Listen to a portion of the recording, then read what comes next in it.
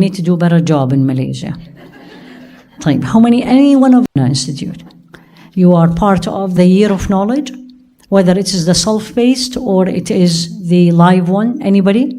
Okay, so this is what I want every one of you to know about. What is this? This is basically a program started at the end of COVID, 2021. So basically, this is when I went to study, and most of you probably know this. So I moved from the United States and I moved to Saudi Arabia. I moved to Jeddah for a reason, because it was I wanted to study in that place because I love to be close to Mecca. And alhamdulillah Rabbil Alameen, almost every weekend and I worked full-time as an OBGYN, and every Thursday, it used to be Thursday, then I go to Mecca. And I studied in the Haram. So it's beautiful, yeah. I can't be grateful enough to Allah subhanahu wa ta'ala. What I studied was actually a 4-year program, but that was squeezed in 2 years. So it was extremely tense, like 9 subjects every semester. Yep. We study in Arabic. It's not like Google questions. Like true or false. No, it's all you have to memorize. You have to give analysis. And like, for example, they give you a verse from the Qur'an, and then they said, okay, if it was a fiqh class, you said, okay, take out from this 3 or 4 fiqh rulings. It was a woman to woman. That's the first thing. It was all women. The only one man came to teach us because our Qur'an tafsir teacher, subhanAllah, died during the year. So they had to bring, and he was not in front of us. It was actually a screen. And he was teaching from Al-Qura University in Mecca. So the beauty of it is it's very different when it's woman to woman. I don't know about Malaysia if you have something like that, but I'm talking about strong Islamic studies where the goal is not to graduate scholars. The goal is, number one, is to graduate da'iyah. So they equip you with everything that a da'iyah needs. For example, they always used to tell us, you cannot be a da'iyah to Allah and you don't know the book of Allah. They say it clearly. If you have not memorized the Qur'an, you cannot be the real da'i of Allah. I mean, you can go out and speak, but you're not, and if you don't know Arabic, you cannot. And they taught us, especially in the first semester of the first year, everything that we are doing here. So you come out, and I remember I was in Aqidah class. I said this yesterday for those of you who were yesterday, and I was enjoying every moment of it. I mean, I'm a physician, so I studied in med school, and it's very nice when you see what they taught you in med school. But this is about Allah. It was fascinating to me, let alone when women were teaching me. And I have not seen this before. So I said to Allah, Ya Rabbi, this is beautiful. It was Aqidah class, I remember very well. Even I remember where I was sitting. It was one class, it was 22 students, every age. There was on my left usually sit the grandmother. She's 75, and her husband, one of the richest men in the city, subhanAllah. And then on the right side is 16-year-old from Yemen, didn't even finish high school. And they did an exceptions to her because she was amazing. And they were absolutely right. She was extremely smart, mashallah. So the point was, I was there and she was explaining, I can't remember what was the topic at that day. But I was like, Ya Allah, I wish I can do this, the woman in America. I mean, how many women, even here in Malaysia, and how many women of you can, pack and go and study? It's not possible. There's a lot of obstacles for us as women. You know this, right? So I was like, Ya Allah, one day I want to see this for Jannah. So fast forward, 2021, and I remember that day I was in my office, full-time OBGYN, and I was like, I think the time has come to pursue this. And amazing when you want something, and this is something you will learn. This is not a story. There's a lot of learning lessons here. I said to Allah, Ya Rabbi, I want this, and I don't want it for myself. I didn't go to Saudi to study to become a da'iyah. On the contrary, all my shaykh says, if you're going to study to become a public speaker, you should never go, because that's not for Allah. It's amazing. That's how the teachers teaches you. SubhanAllah. And even everybody was asking me why. I said, I love it. I want to study like I study medicine. This is how I always said. Alhamdulillah. So 2021, I remember I was in the office and I love my work. I love my patients because there was a lot of da'wah in it, and you take care of Muslim patients and amazing, but it is not the same as before. So I came home, prayed istikhara, and I said, I think this is the time to start this. So I went to my manager, amazing Kathy. Her office was next to me, and I said, Kathy, my contract is supposed to renew in June. This was January. And I said, Kathy, I'm not renewing it. I said, Dr. Yunus, what did we do to you? I said, you did nothing, but I'm going to pursue the dream. And she said, what is your dream? So I explained to her. She was silent. This is non-Muslim. She was speechless. She said, you know what? This is amazing. Because when you say you educate women, you empower women, knowledge is an empowerment. So long story short, see how Allah planned it. This is January. Ramadan, I remember very well, was end of April.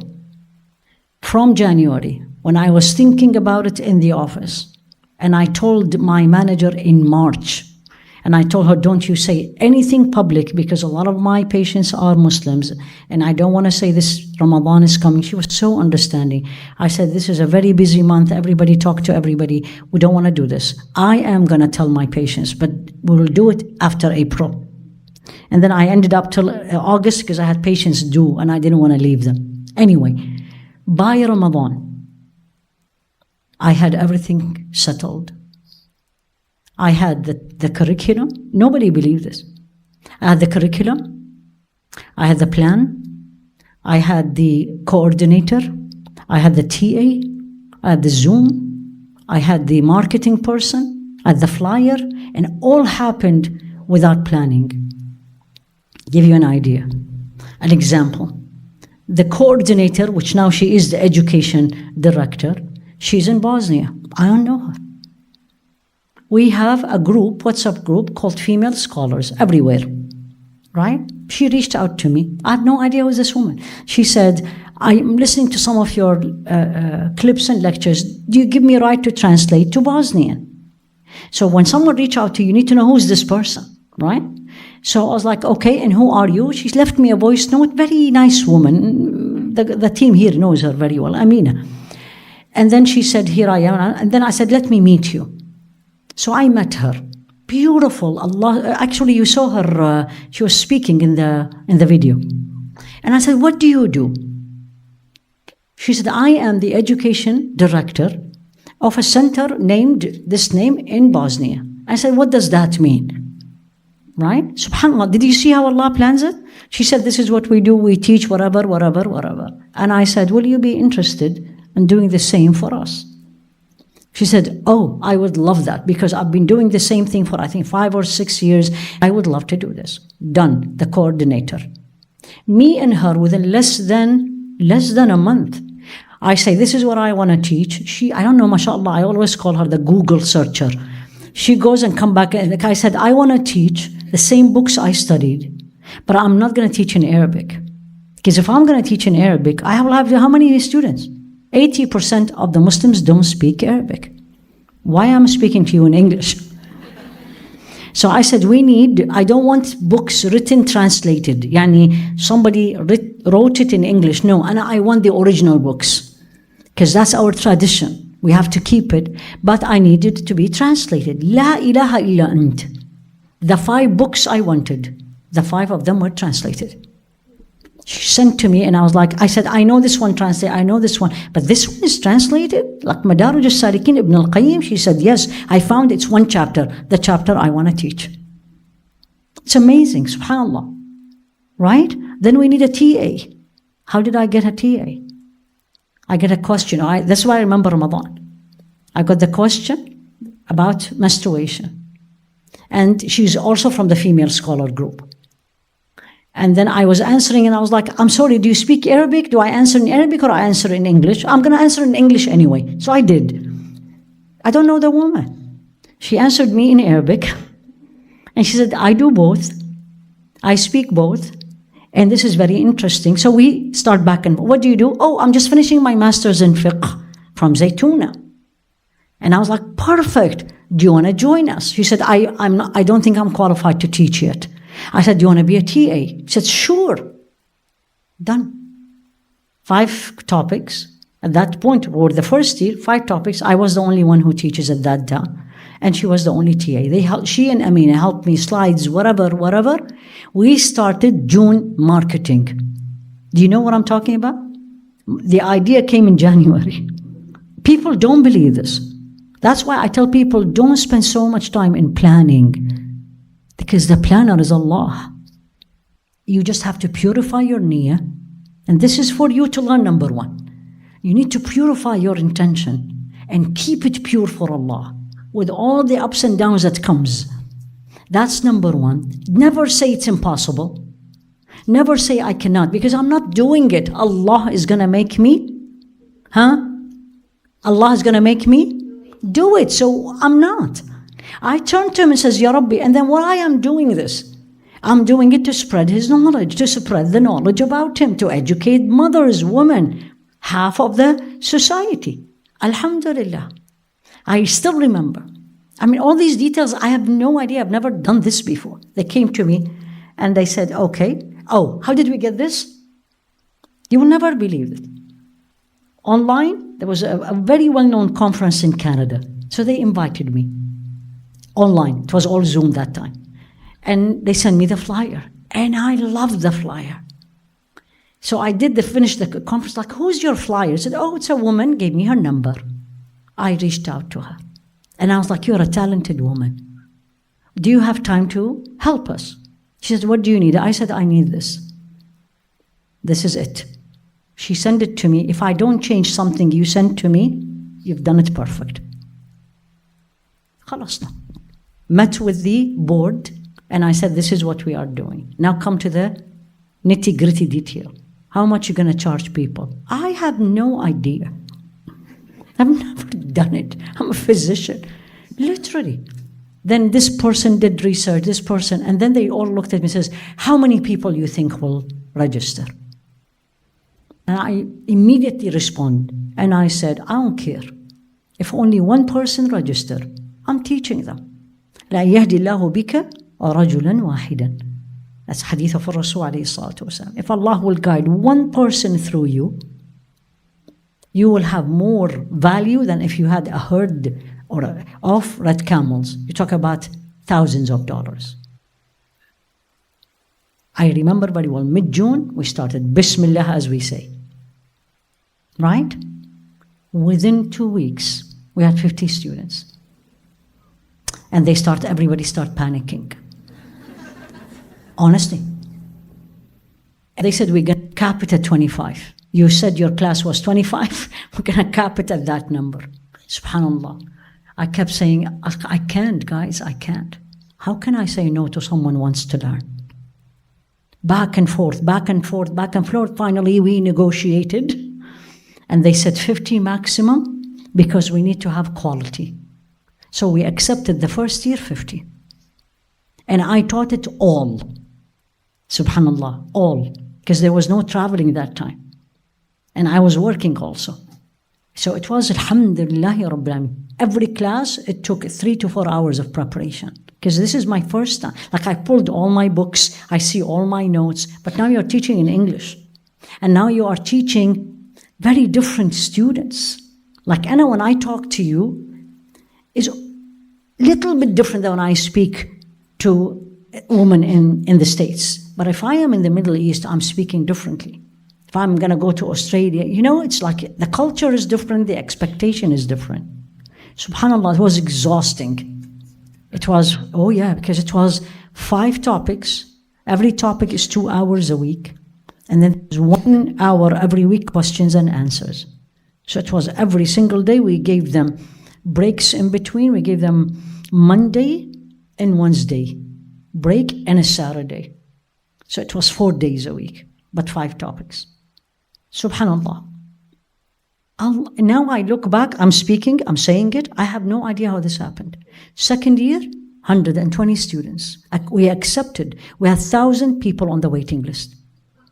Yeah, because we said we cannot do more than 1,000, more than 120. You're really pushing it. And then the argument was not all of them will join, which is true because you have a different timing. Because these are all recorded. And it is yours for the rest of your life. And you can always come back to it. For example, we have students from Malaysia, so sometimes they join and it's 2 a.m. in the morning or 3 a.m. and sometimes they only do. What we require for you is 2 things at the end. If it is within the time frame of us, you need to attend 80%. And you need to get 80% from the exams by the end of the year to move to the second year. Then Allah opened the second year, and this year we have a third year. So we divided what I studied into the third. So subhanAllah, 2 years ago, this August, somebody came to me, I still remember, in Irvine, a friend of mine, she said, this is a lady who's really interested to join Jannah Institute. This is there. And I said, what does she do? She said, she's a marketing consultant. I said, okay, I would love to meet her. Why not? And we met in the masjid, I remember very well, in the women prayer area. We prayed Maghrib, and we met between Maghrib and Isha. And then we were discussing, and then the idea of the self-paced came. Don't ask me what brought it up. Honestly, I don't remember. And then is it me or her or whatever? And like, why don't you do it this way? There's a lot of women can't commit for 11 hours a week for a whole year. So why don't we offer it in a way, we call it self-paced. And the self-paced meaning, same material, same teacher, same everything, but you do it on your pace. You want to finish it in a year, you want to finish it in 5 years. That's you. Alhamdulillah Rabbil Alameen. Within, the idea came in November, January, now we need to edit the classes because this is different, because we do a lot of interactive classes. Finally, Allah sent a company from England, women, because now the class is all women. You cannot give it to men to edit. No, you can't. That's students' right. You have to take approval because their faces are in the class. So we can't. We find, alhamdulillah, what an amazing company. Muslims, some of them are reverts. Long story short, by August, we started the self-paced. 2023. Do you know how many students we have as of today? Close to 600. And it is a paid program, completely. And with the live one, if you take the 4 years, we have more than 250 students. If you tell me this 2021, I'm going to say, you know what? I like to be ambitious, but let's be realistic. But Allah does it. So I want you all, from what I just shared with you, plus I'm introducing to you what we are offering in Jannah Institute, but also I want you be more ambitious. Don't say it's impossible. Don't tell me I'm not going to memorize Qur'an because I don't know Arabic. Then you already closed the door. You already shut it off. Your mindset is off. Don't say, I will not be able to study. Why not? Well, I'm 60. Who cares? You can read, right? You're healthy. You're not paralyzed. You are not Alzheimer. Then you can do it. Or some people, you know what, finish their part of the life where they have raised children and everything, and now they have time. You know the oldest students we have? 73. And the youngest? 15. The age should never be an obstacle at all. And with the self-paced, now, if you're a mother, you work full-time or part-time, then you have the self-paced. Everybody is sleeping, wake up at 5 o'clock in the morning and study till 7. This is what I used to do when I was working. Absolutely, every day I'm up from 5 to 7. When will I study?